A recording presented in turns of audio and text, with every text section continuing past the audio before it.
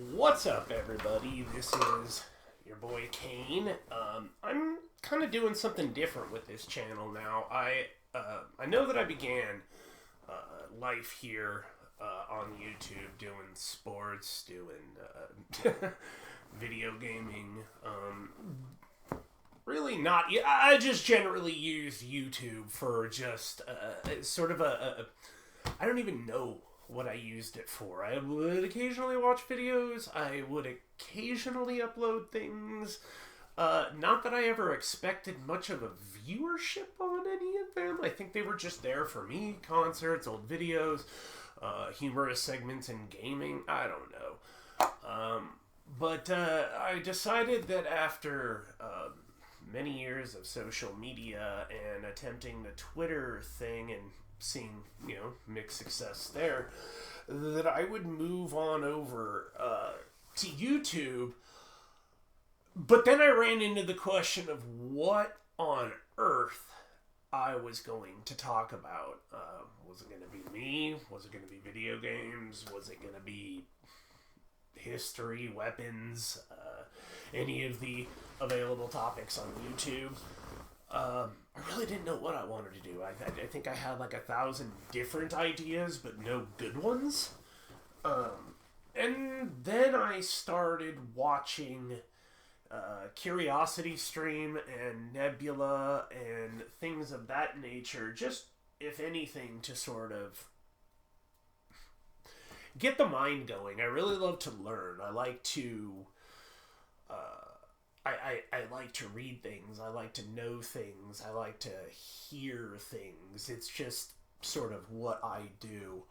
But in doing that, I came across a documentary that's called Ain't Necessarily So, which sort of explores the background of religious texts of the Old Testament and the Bible, particularly the Exodus from Egypt into Israel, and growing up an evangelical Christian in a super evangelical Southern household. Even though I grew up in California, my parents were Texans, and I got the Texans upbringing. I mean,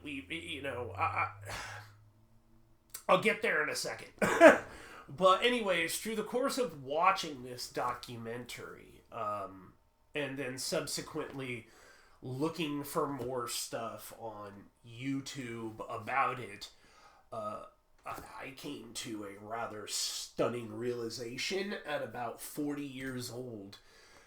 And that was the evangelical lifestyle that I had been brought up on, that had been such a core part of whatever the hell my family likes to call our family.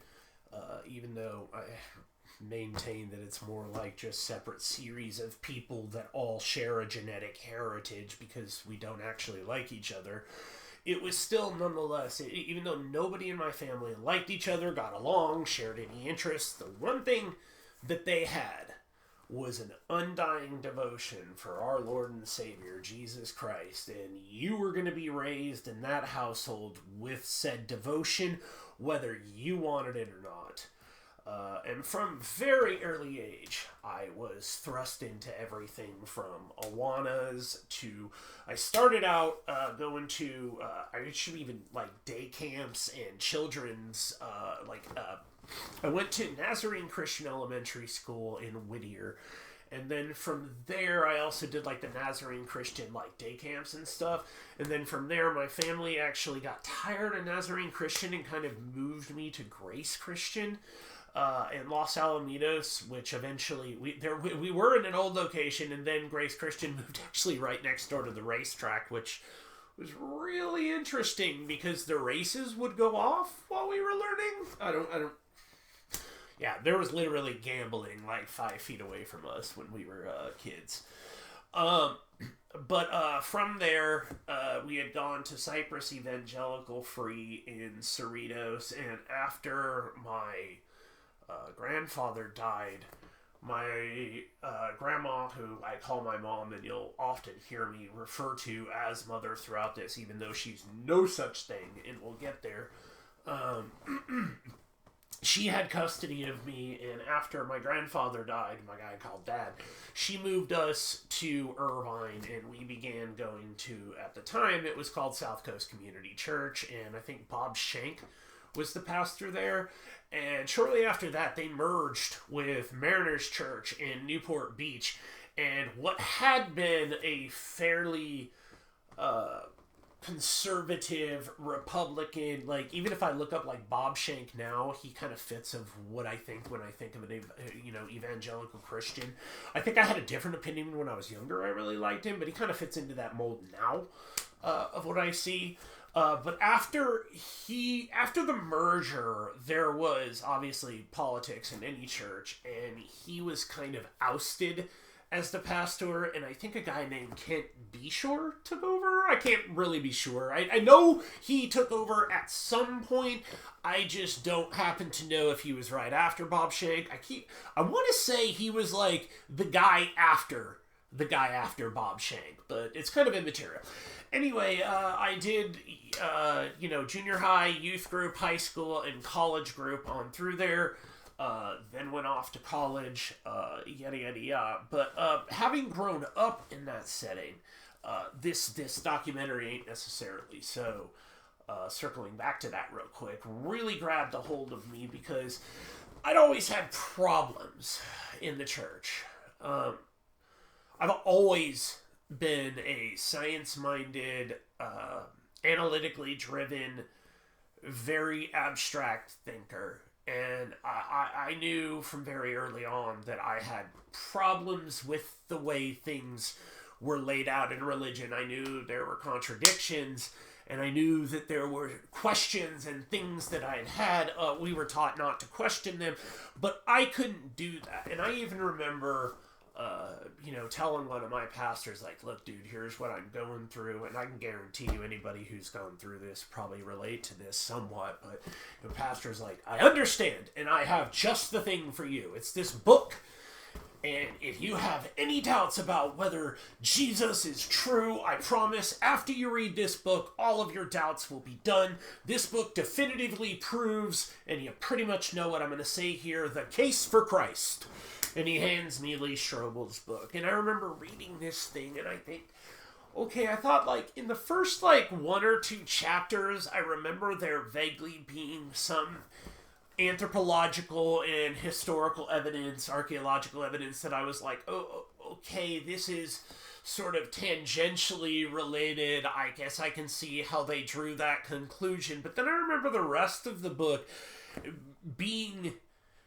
And I haven't read it in years. Like, I was in college group when I read it, but I didn't actually go to college until I was 24 years old. So you got to keep in mind that when I was in college group, I wasn't actually in a college thinking. Those skills didn't come until later. Well, I guess they'd always been there, but they didn't get as refined as they would become until after, college and then grad school. But, I read this book, and I just remember after reading it, I think I actually wound up with even more doubts. I was like, man, this book confused the hell out of me. Like, I'm not sure. So I'd always had this notion of, like, I'm not sure, I don't know, and it's always kind of stuck with me. And in later years, after going through school, like archaeology, I grew up a creationist. My family taught 6,000 years old. So when I learned that the world was actually older than that, whoo boy, was that that was taxing on my brain. But then, of course, I remember asking about this because I remember the narrative being like, no, this couldn't be, the Big Bang is crap, the Big Bang is crap, the Big Bang is crap, and I'd always ask about that. And then I remember there was like a shift. There was a shift, and I don't remember when, but all of a sudden I'm talking to pastors, and they're like, no, the Big Bang happened, and I'm like, wait, what?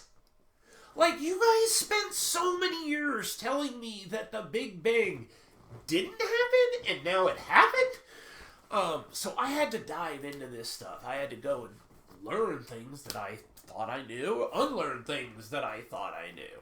So fast forward to 40, I'm watching this documentary, ain't necessarily so on Curiosity Stream, and it's all about like I said, the Exodus and such. And this guy just did a fantastic job of breaking down the historical evidence. I don't really need to get into here today, but I mean, just the simple fact that there were no Israelites in Egypt. Well, at least not to the extent that the Exodus claims. There were definitely not Israelites wandering in the desert. We found zero evidence of this. Joshua, Battle of Jericho, man, imagine finding out that was crap. The Noah, the flood myth, all of that stuff. Like, just finding out all of this stuff, my brain was like, oh, man, I really need to look more into this, because something is telling me that this is what I've been looking for. So finally, long story short, shortly after watching that, I went back over to Curiosity Stream to kind of look and see if I could find any more about this historical Jesus, or historical Old Testament rather, that I had just completely been privy to and just had my world shattered. And I come across Religion for Breakfast, and this might make one or two people laugh, but I remember pulling up his stuff on Nebula Curiosity Stream and thinking, okay, as I'm looking through these definitions of the content he had on there, which I'm going to admit is not a lot, although there is some on there, I came to a conclusion, though I do not know how I got there, that it felt like he might be an evangelist, and that if I watched his stuff, it might take me back in the other direction. So instead, I ignored Religion for Breakfast, and I went over to YouTube. And somehow or another, I land on Holy Koolaid. And nothing fails like Bible history. And then I just sat there and watched it. And watched my games fall off my shelf for no reason as I'm recording this. I sat there and I watched it, and I think the best way to describe this is, when I was in the church, I don't know how long I spent thinking that there was something wrong with me. That, like,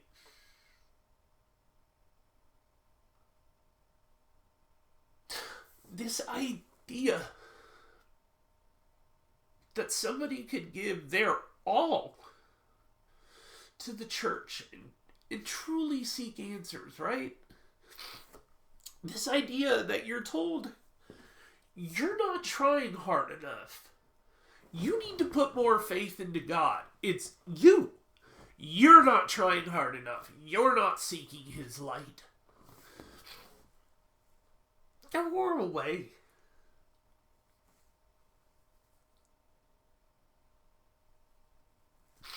It wore away what I thought I was. I didn't think I was anything. I felt like everybody else was in on the joke. And that I was the subject of it. Religion never made sense for me. It never did. I could not make the pieces fit, no matter how hard or intellectually I tried, no matter who I listened to, whether it was, Will Lane Craig, whether it was Kent Hovind, whether it was Dr. James Dobson, whether it was, my pastor at Rock Harbor or my pastor at Mariners. It didn't matter. Like, no matter who I talked to, there seemed to be nebulous answers about this stuff. Like, why there are so many weird contradictions in this. Why Old Testament God seems to be like a Thanos-style villain in the Old Testament, but he sends somebody who's, I don't know, a rainbow hippie? Like, it just never made sense to me how you have this incredibly vengeful, destructive, bloodthirsty God in one hand, and then in the other half, they're like, oh, no. He's a good God. He's an angry God, but he's a good God. Angry, but good. It never made sense to me. And in watching Holy Koolaids, nothing fails like religious, or like Bible history. I mean, that feeling that I had looked for within Christianity, that sense of like, it was going to one day just make sense. Oh, it did. But not for God. No. When the light finally came on, when my mind told me you're free, it wasn't because I landed on the idea that Jesus and the Bible are inherently true or even historically accurate, for that matter. I was out. I knew that there was nothing beyond this. I knew that all of these questions that I had now made sense. All of these questions I'd had about places, people, things that just did not add up. Holy crap, they make sense. Some of the misinterpretations, some of the people that show up and that are seemingly never mentioned again in some books. It just, I mean, I understand that history is replete with examples of people who are only mentioned a couple of times, but we're not asking people to give their whole lives to those history books that mention those people. We're not asking people to change the composition of who they are for those people that are, only mentioned once or twice throughout history. We are not doing a very good job of presenting people with an option. Because I'll tell you what, if someone had laid out these facts for me early on in life, if I were given the opportunity of examining Christianity side by side with what I'd learned about atheism as I've been in my 40s, I know which one I would have chosen. I know which one my brain would have chosen. And we're just, society, I think, just does not consider, for the most part, whether or not this is something that human beings should come to on their own. We indoctrinate, well, I don't. But people are known to indoctrinate, they're known to raise their kids up, it's like my family said, in this house we go to church. I wasn't given another choice. Facts versus fictional God, my family told me I was taking the fictional God.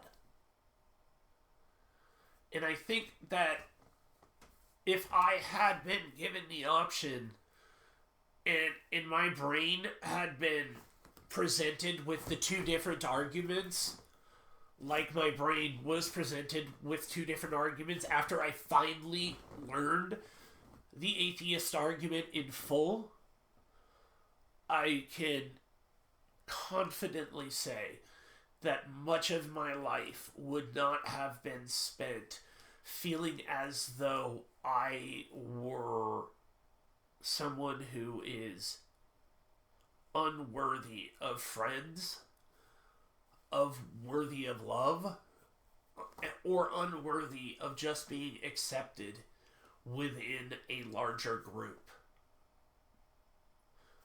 Because when I had detached from the church, I lost all my friends. And oddly enough, after I stopped living a hedonistic lifestyle, I lost those friends too. So, it kind of cuts both ways, I guess. You stop drinking and partying, and people don't want to talk to you either. So it's sort of like you're damned if you do and you're damned if you don't. But yeah, man. I think the only thing that saved me from not